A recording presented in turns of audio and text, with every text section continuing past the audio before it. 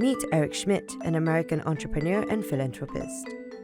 Formerly the chief executive officer at Google, the 66-year-old has since co-founded the philanthropic foundation Schmidt Futures, an organization which looks to identify and support talent across disciplines and around the globe to address some of the world's most pressing issues through the development of emerging science and technology. Mr. Schmidt is in Singapore for the S. Rajaratnam Endowment Dialogue at the Arts House. ST's foreign editor Bhagyashree Garika spent some time catching up with him. Welcome to Singapore, Mr. Schmidt. Thank you. And thank you for this interview with the Straits Times. What's your trip been like so far?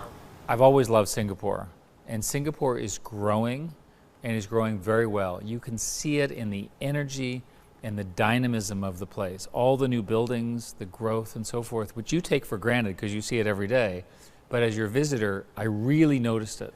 You've been a very clear and forceful advocate of a technology war with China and that US should win this war. You've been part of, the advisors to the Biden White House, and before that to President Trump and President Obama as well. Well, what I prefer to use the word is rivalry, because the real war in Ukraine and Russia is so terrible. I'm not making a comparison there. Agreed.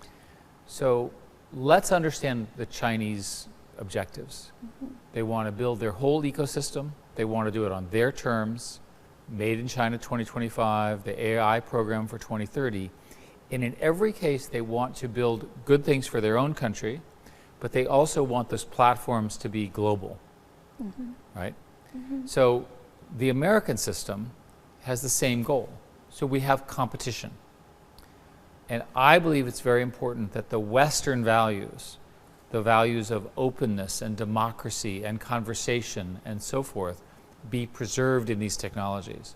So that's why I think it's so important that the West, which I'm frankly including a fair amount of Singapore with, understand that this is a competition where China has many assets, very smart people, a great deal of money, a focused government, and they know what they're doing.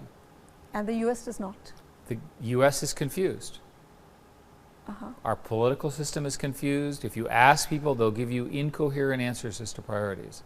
I think it's crucial that America lead in semiconductors. I think it's crucial that America lead in quantum and artificial intelligence.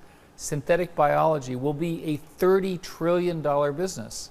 I'd like the West to be driving that and not China.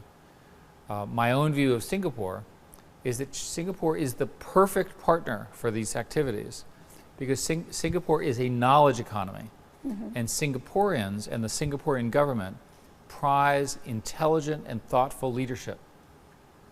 Literally the smartest people working on the hardest problems. Why couldn't Singapore attract all of the people who want to be in this region for family or whatever reason and have them come here? We should be setting up institutes. We should be getting people from around this region, because Singapore is a great place to live and work. It's international in its focus. It has huge connectivity, and Google has lots of data centers here. Sure. It's all good. Singapore and rest of Southeast Asia, of course, we have good relations with China, and we prize those relations. And we look at both the US and China as our anchors for prosperity. So in that scenario, it's somewhat dismaying to hear about this rivalry. And you, as driving a foundation that is looking to do good, so surely there's a better way to tackle this than a rivalry. Well, I'm not suggesting I'm driving the rivalry. I'm suggesting that the rivalry is happening. And if you look at the rhetoric, the speeches from President Xi, President Biden, and the American political system and the Chinese political system, they're driving the rivalry, right? And today, it's very difficult, if you're in the information space, to have any kind of communication between the two.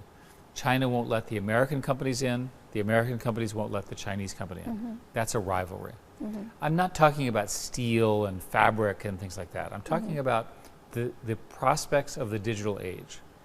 And I think I understand your observation that wouldn't it be better if we could all get along? I agree with you. But I see the governments as pushing this way. Ukraine war is an example of what can go wrong. Yes. And in fact, in your book on AI, a very well received book with Henry Kissinger, Thank you. You've spoken about this. You've spoken about rivalries of this sort going very, very wrong, simply because AI can make things far worse than you can imagine. What are you doing, in your capacity and as an influential person with the Biden administration to make sure that it does not go wrong? Well, first let's start with the Ukraine-Russian war. I think it's a tragedy. I think it's horrific, and I think it needs to get resolved very quickly.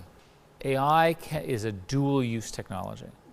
It will make us much smarter, much wealthier, many more advancements in science, many more materials, better cars, climate change, all the things that we care about. It can also be used for evil. In particular, AI can be used to take information and weaponize it. It can literally start saying, horrific things or volatile things or misinformation or so forth. That's an easy example. A much more complicated example is what happens in fighting. So let's imagine you have a hard war, a real conflict, and the systems, whether it's a cyber war or a missile, are coming faster than humans can decide. Yes. So the system has to respond automatically. But the AI systems today are not perfect.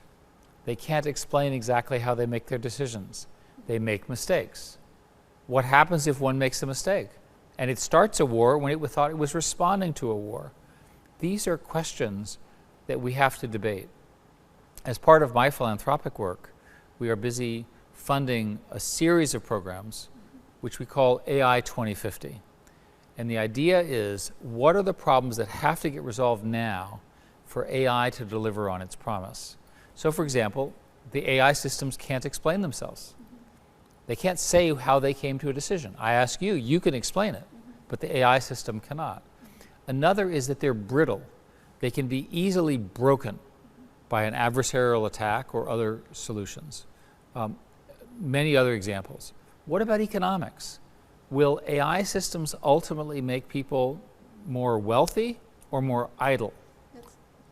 My own opinion is more wealthy, but we need to do the research to prove it.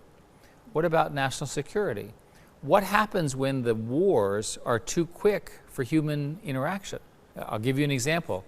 I'll tell you, in the future there might be a war that goes like this.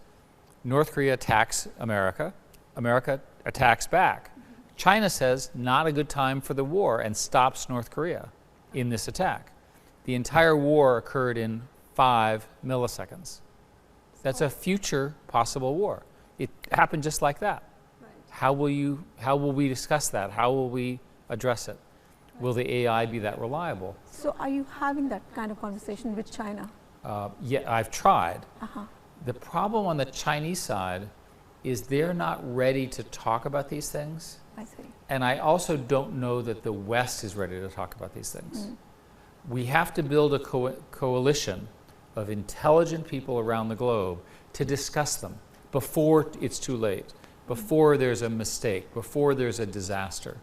I want to avoid a situation where we had to have a nuclear bomb in order to get people to the table to discuss limiting them.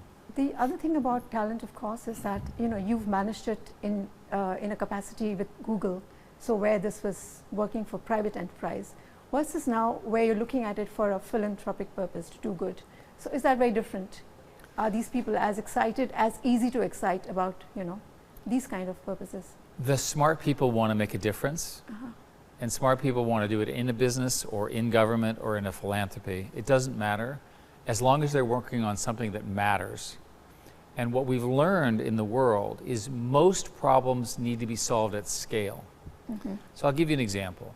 Everyone loves their local school or their local hospital because it's important, it's part of the community and so forth. I want to solve problems that affect every school or every church or every hospital because I want scale. And what we've learned with the internet and with digital technology is that if you get it just right, it can really help everyone. And this is the promise of this next generation of technology, which is largely about artificial intelligence. It will build platforms which won't just solve the problem of education of your child or her child or what have you, but they'll get everyone smarter. And that's how the world becomes very much more powerful.